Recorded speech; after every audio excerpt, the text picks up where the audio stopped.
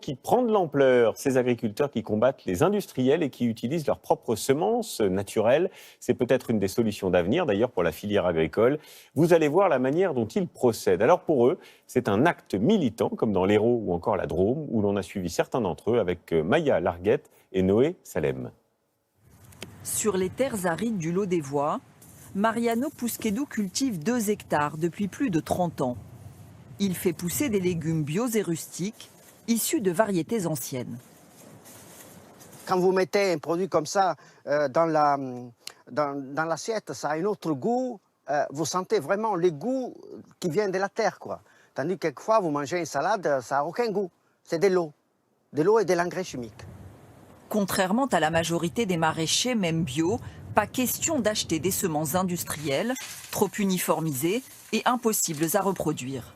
Lui refait chaque année ses propres graines. Et elles vont devenir quoi alors ces fèves-là? Ces fèves, on va les planter, les semer, et ça sera après la graine pour l'année prochaine.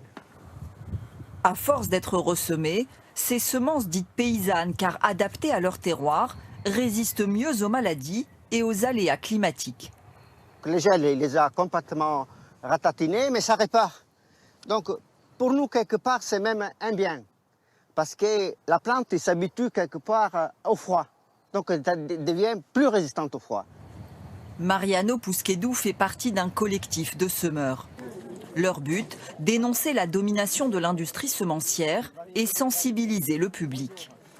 Un navet comme ça, vous voyez combien de milliers de graines il peut donner. C'est fantastique, c'est énorme.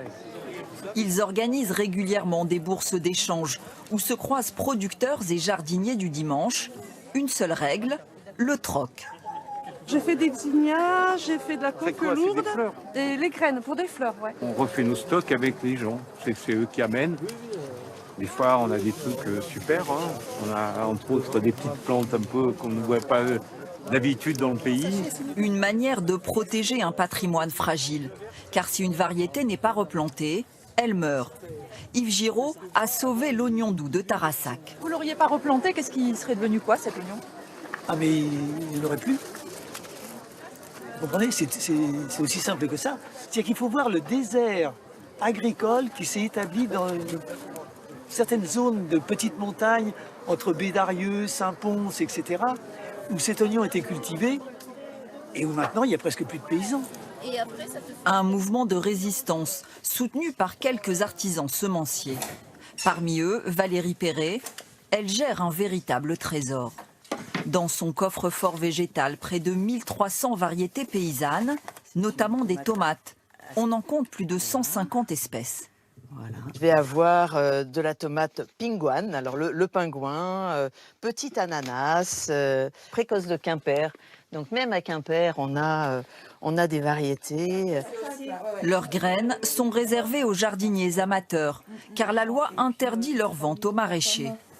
Il faut donc trouver de nouveaux réseaux de distribution. Merci.